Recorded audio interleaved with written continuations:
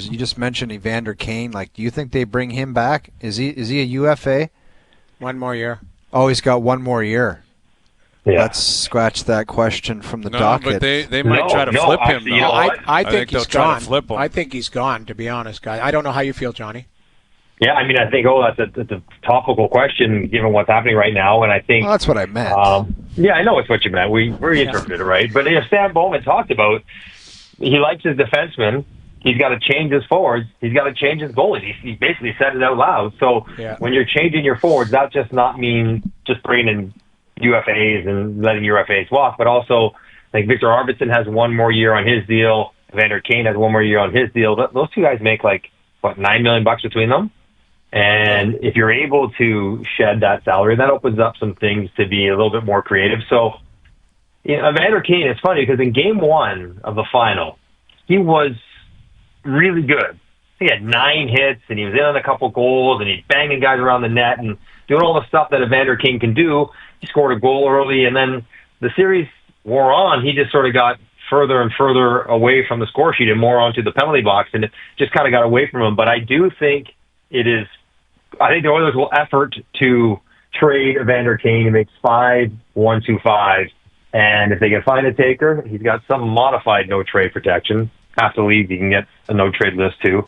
I think they do it. And given what Mason Marchment just went for, 3rd and a 4th for 4.5, Evander Kane, when healthy as he's as good as Mason Marchment is as far as producing points and physicality and all the rest. So there should be a taker out there. At the very least, on an expiring contract, guys, if you're a team not making the playoffs, you trade for Evander Kane, you give up a 4th rounder, you take on his salary, you trade him for a 2nd or 1st at the deadline, and he can anticipate going on to a different team, and that's maybe one way you could flip picks and upgrade a little bit for just chewing up some salary.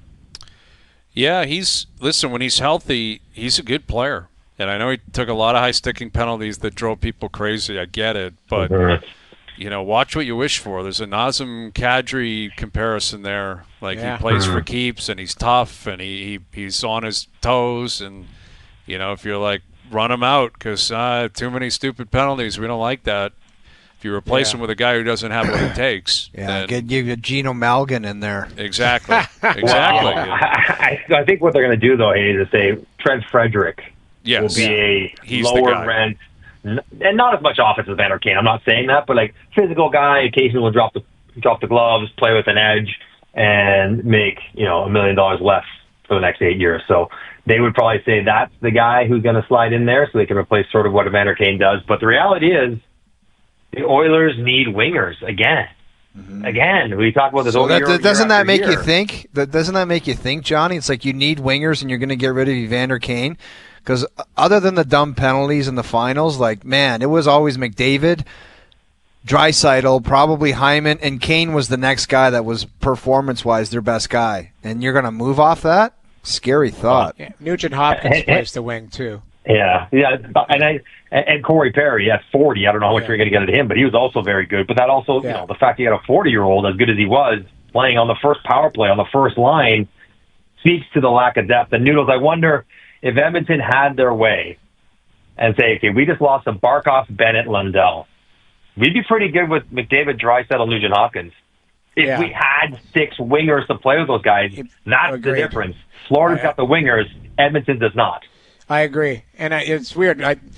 Bowman said today that they like Frederick because he can play all 3 positions, and he's more comfortable on the right side as a left shot, but he's been wanting to play center. He's only 27, so, that's a guy I could see that they slide in there. But I also think RNH, if you could make him a third-line center, that's where, again, easier said than done. But I think they do package Kane and Arvidsson or any type of thing, and they're looking for either Skinner goes away because he's unrestricted, and you're looking for players to help. I think they need one player. Struddy said it, and I don't disagree with him.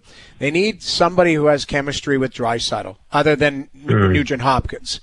Like they need. How do you know it's going to work, though, Jamie? You're saying, this guy probably would. We can look at the numbers, but if it doesn't work, you're kind of screwed. But you still need a good player. If you go, and this is the wrong, and I'm not going to, but if Brian Rust, if you could get a Brian Rust, if you could get somebody like that, who can play top 6, straight line, can shoot the puck, keep up, and everything like that, then maybe that is his player to play with. Because Kasperi Kapanen, makes one good play out of 20. So that's not your guy. Like they You were don't like trying Gino places. Podkolzin? I like Podkolzin. I don't like him in a top 6. No I think he's a kidding. heavy player, but I like him. But And I I don't like give him in the top Draisaitl a 6. lot of credit for that. He was like, Yeah. it was Yeah. Podkolzin and Arvidsson some nights, and it was Well, like the guy almost Kapanen. won the Hart Trophy. It's like, oh my God. But that's what Johnny's talking about. They've got this Matt Savoy kid. They've got Noah Phillip. Like they've got some young kids that they've got to plug in and give them an opportunity too. But they also have to find a top 6 player to play with Draisaitl, and you got to go looking around the league for it. You do. Yeah, they're not alone. And Russ is not a terrible name, actually, because the exodus out of Pittsburgh, I know he's got term on his deal, but Pittsburgh should be interesting because Pittsburgh's intentionally getting worse. They're stripping it down. So guys like Russ, who makes $5 million a couple years left, they can get picks or young prospects. They probably do stuff like that. And Russ might be the only guy in the Penguins. Check. I don't think he has trade protection. Everybody else on Pittsburgh has some sort of trade protection. Brian Russ doesn't have any, so you can send him anywhere, anytime.